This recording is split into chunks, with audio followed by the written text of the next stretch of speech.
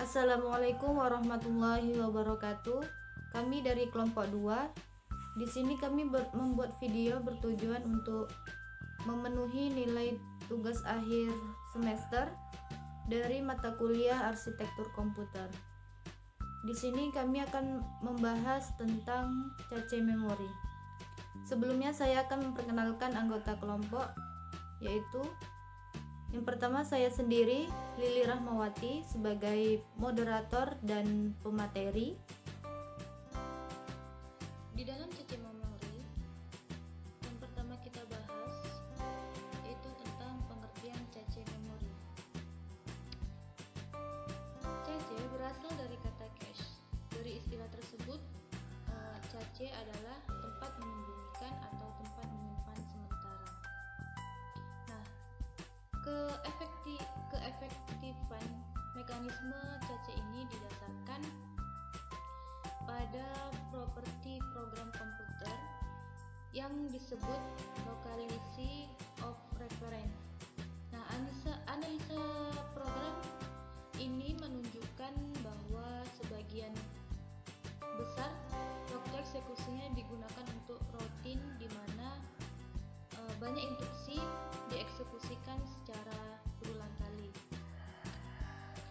Nah, dari istilah tersebut dapat disimpulkan bahwa cache memori adalah tempat menyimpan data sementara. Cara ini dimaksudkan untuk meningkatkan transfer data dengan menyimpan data yang pernah diakses pada cache tersebut. Nah, secara konseptual, operasi cache memori ini itu sangat sederhana.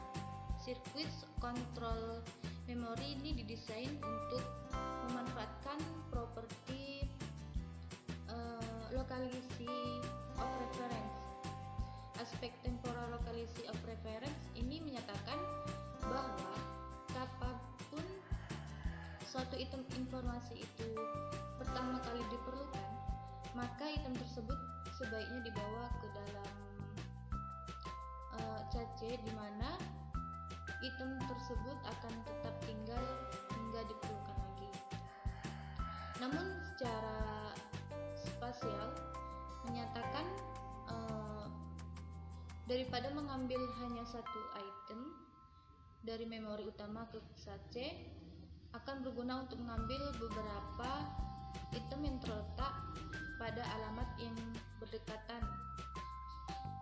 Kemudian cache memori ini terletak antara register dan RAM di memori utama, sehingga pemrosesan data tidak langsung mengacu pada memori utama.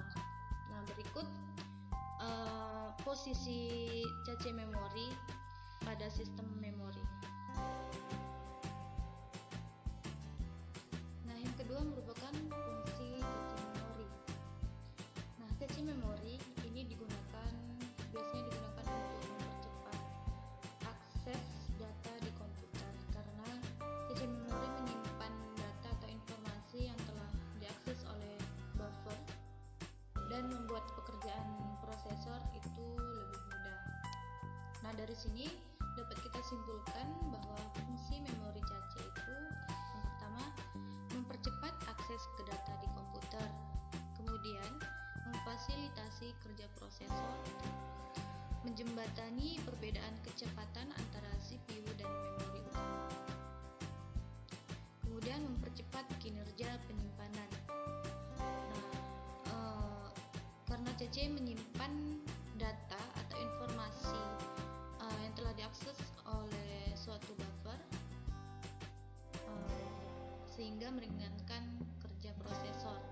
Buffer di sini adalah area memori yang menyimpan data ketika mereka sedang dipindahkan antara dua device atau antara device dan aplikasi. Kemudian tujuan cache memori adalah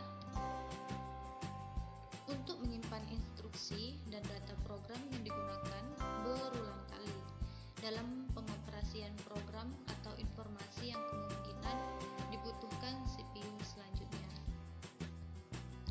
Untuk selanjutnya yaitu penjelasan tentang tipe cache memori. Hal ini yang akan disampaikan oleh Januari Assalamualaikum warahmatullahi wabarakatuh. Nama saya Januari Kora Sukma. Di video ini saya akan melanjutkan pembahasan materi tentang case memory yang sebelumnya telah dibawakan oleh Lili Rahmawati, yaitu tentang pengertian case memory serta fungsi dan tujuan dari case memory.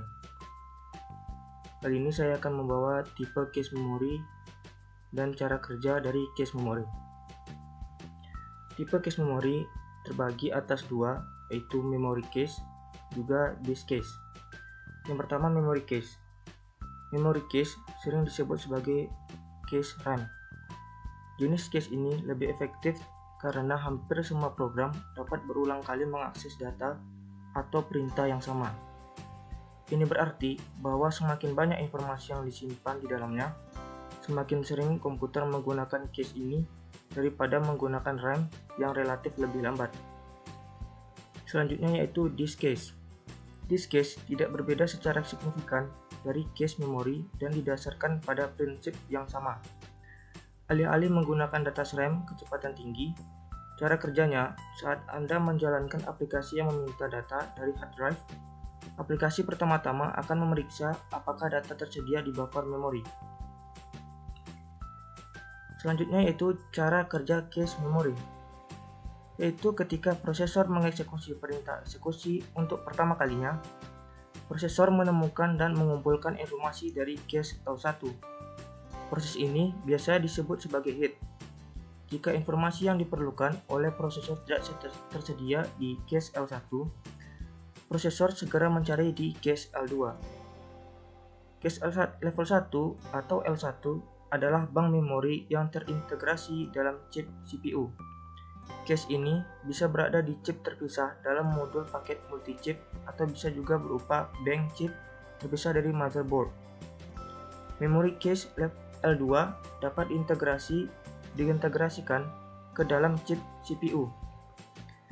L2 cache terdiri dari dua komponen utama yang menjadi penyimpanan data dan RAM. Cache L2 dari model PC terbaru biasanya diatur oleh chipset di bagian Norton. Baiklah, tadi penyampaian dari saya. Selanjutnya, Kemudian penjelasan kecepatan CC memori yang akan disampaikan oleh Nagata.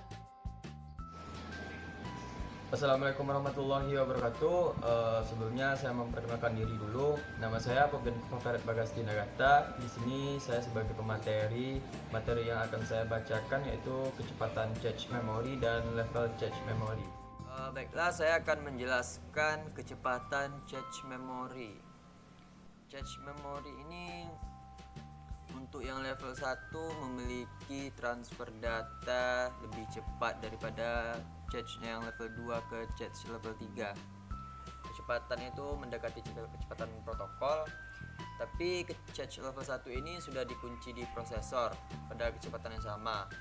Untuk cache level 1 ini adalah lokasi pertama yang diakses prosesor saat mencari data. Kecepatannya itu tergantung pada jenis prosesor, antara puluhan ribu dan ribuan byte. Untuk transfer data tercepat kedua setelah cache level 1 ini adalah cache level 2. Kapasitas penyimpanannya berkisar sekitar 128 KB, 256 KB, 512 KB, 1 MB, 2 MB, dan bahkan ada 8 MB antara ratusan ribu byte dan jutaan byte. Itu tergantung jenis prosesornya. Untuk kapasitas cache level 3 itu lebih besar dan bisa ratusan juta byte. Untuk slide selanjutnya yaitu level cache memory. Level cache memory ini ada 3 level, yaitu level 1, level 2, dan level 3. Untuk cache memory level 1 bisa juga disebut dengan cache memory internal, itu letaknya di prosesor. Kecepatan cache memory level 1 ini termasuk cache memory tercepat dan harganya juga paling mahal. Untuk ukuran memorinya berkisar dari 8 KB, 64 KB, dan 128 KB. Untuk cache memory level 2, kapasitasnya lebih besar dari 256 KB hingga 2 MB. Namun cache level 2 ini kecepatannya lebih lambat dari cache level 1 karena terpisah dari prosesor. Makanya juga bisa disebut sebagai cache eksternal. Untuk cache level 3 hanya untuk prosesor yang memiliki lebih dari satu unit, misalnya dual core, quad core, dan fungsinya untuk mengecek data dari level cache level 2 masing-masing itu dari inti prosesornya. Penjelasan berikutnya yaitu tentang struktur sistem cache memori yang akan disampaikan oleh Andre Sularisma. Terima kasih kepada Lili Rahmawati sebagai moderator. Sini saya Andreas Arsman sebagai pemateri akan melanjutkan materi. Dari materi selanjutnya yaitu struktur sistem cache memori. Dalam struktur sistem cache memori ini memiliki elemen-elemen penting dari rancangan memori cache memori adalah sebagai berikut. Pertama adalah ukuran cache, bisa disesuaikan dengan kebutuhan untuk membantu kinerja memori. 2. Fungsi pemetaan atau mapping terdiri dari pemetaan langsung, asosiatif set. 3. Algoritma pergantian terdiri dari last recently user atau LRU, first in first out, least frequently used. Acak. 4. Ukuran blok. Blok-blok yang berukuran lebih besar mengurangi jumlah blok yang menempati cache. 5. Line size. Jumlah size 1 atau 2 tingkat dan kesatuan atau terpisah. Selanjutnya adalah letak cache memori di komputer. Cache memori ini terletak antara registry dan RAM atau memori utama sehingga perusahaan data tidak merujuk langsung ke memori utama. L1 cache terintegrasi dengan chip prosesor, artinya letak L1 cache sudah menyatu dengan chip prosesor, sedangkan letak L2 cache ada yang menyatu dengan chip prosesor, ada pula yang terletak di luar chip prosesor. Sedangkan L3 cache yang belum diimplementasikan secara umum pada semua jenis prosesor. Hanya prosesor tertentu yang memiliki L3. Cache memori yang letaknya terpisah dengan prosesor disebut cache memori non-integrate atau discrete. Artinya di discrete yaitu putus atau terpisah. Cache memori yang letaknya menyatu dengan prosesor disebut cache memori integrate on chip atau OND. Selanjutnya dalam mapping cache memori. Pertama, pengertian mapping. Pemetaan langsung atau direct mapping. Setiap blok pada main memory dipetakan dengan line tertentu pada cache. Pada cara ini, address pada main memory dibagi 3 field atau bagian, yaitu pertama, tag identifier disimpan pada cache bersama dengan blok pada line. 2. Line number identifier adalah tentang nomor fisik atau bukan logika line pada cache. 3. Word identifier atau offset tentang lokasi word atau unit addressable lainnya dalam line tertentu pada cache. Untuk setiap alamat memori yang dibuat oleh CPU, line tertentu yang menyimpan kopi alamat tersebut ditentukan jika blok tempat lokasi data tersebut sudah dikopi dari main ke cache. Tag yang ada pada line akan dicek untuk melihat apakah benar blok yang dimaksud ada di line tersebut. Selanjutnya ada tipe cache memori. Keuntungan menggunakan direct mapping antara lain mudah dan murah diimplementasikan. 2. Mudah untuk menentukan letak salinan data main memori pada cache. Kerugian menggunakan direct mapping antara lain: 1. Setiap blok main memori hanya dipetakan pada satu LAN saja. 2. Terkait dengan sifat lokal pada main memori, sangat mungkin mengakses blok yang dipetakan pada LAN yang sama pada cache. Blok seperti ini akan menyebabkan seringnya sapu masuk dan keluar data dari atau ke cache sehingga hit ratio mengecil. Selanjutnya, pemetaan asosiatif atau associative mapping. Pemetaan asosiatif mengatasi kekurangan pemetaan langsung dengan cara mengizinkan setiap blok memori utama untuk dimuatkan ke sembarang saluran cache. Memungkinkan blok diletakkan di sembarang LAN yang sedang tidak terpakai. Diharapkan akan mengatasi kelemahan utama direct mapping. Harus menguji setiap cache untuk menentukan blok yang diinginkan. Setelah itu mengecek setiap tag pada LAN. Sangat lambat untuk cache berukuran besar. Nomor LAN menjadi tidak berarti. Address main memory dibagi menjadi 2 field saja, yaitu tag dan word offset. Melakukan pencarian ke semua tag untuk menemukan blok. Cache dibagi menjadi 2 bagian. Pertama adalah LAN dalam SRAM. 2. Tag dalam associative memory. Keuntungan associative mapping adalah cepat dan fleksibel. Dan kerugiannya adalah biaya implementasi yang besar. Misalnya untuk cache ukuran 8 KB dibutuhkan 1024 x 17 bit associative memory untuk menyimpan tag identifier. Selanjutnya, pemetaan associative set atau set associative mapping merupakan kompromi antara direct dengan full associative mapping, membagi cache menjadi sejumlah set V yang masing-masing memiliki sejumlah LAN.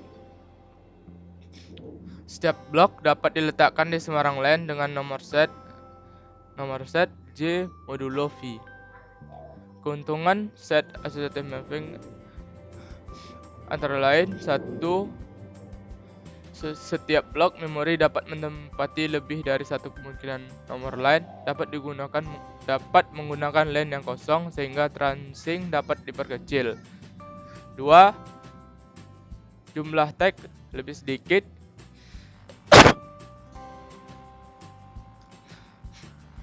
Dibanding model asosiatif, sehingga jalur untuk melakukan perbandingan tag lebih sederhana.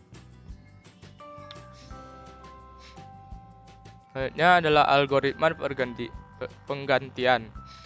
Algoritma penggantian adalah suatu mekanisme pergantian blok-blok dalam memori cache yang lama dengan data baru. Algoritma yang paling efektif adalah least recently used, yaitu mengganti blok data yang terlama berada dalam cache dan tidak memiliki referensi. Algoritma lainnya adalah first in first out, yaitu mengganti blok data yang awal masuk.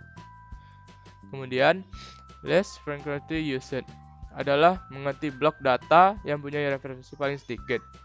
Teknik lain adalah algoritma random, yaitu penggantian tidak berdasarkan pemakaian data, melainkan berdasarkan slot dari beberapa slot kandidat secara acak. Selanjutnya ada write polish. Teknik yang dikenal diantaranya write stroke, yaitu operasi penulisan melibatkan data pada memori utama dan sekaligus pada cache memori, sehingga data selalu valid. Teknik lainnya adalah write back, yaitu teknik meminimasi penulisan dengan cara penulisan pada cache saja. Masalah validasi data tidak hanya antara cache dan memori utama saja, namun antara cache juga harus diperhatikan. Pendekatan penyelesaian masalah yang dapat dilakukan adalah dengan bootstrapping with write stroke, itu hardware, transparansi, selanjutnya non-searchable memory. Miscache. Tipe miscache adalah sebagai berikut. Miscache wajib terjadi saat pertama kali Word memori diakses, merupakan miss untuk cache yang infinite. Miscache kapasitas terjadi karena program menyentuh banyak Word lain sebelum ulang Word yang sama, merupakan miss untuk cache fully associative. 3. Miskonflik terjadi karena dua Word dipetakan ke lokasi yang sama di cache, merupakan miss yang terjadi ketika berganti dari cache fully associative ke direct mapped. Oke, mungkin itu saja yang dapat saya sampaikan. Selanjutnya saya kembalikan kepada moderator Lili Rahmawati. Saya ucapkan terima kasih. Itulah hasil diskusi kami mengenai cache memori. Jika ada yang ingin ditanyakan, silahkan ditanyakan. Kami dari kelompok 2, jika ada kata-kata yang kurang tepat dari penyampaian dan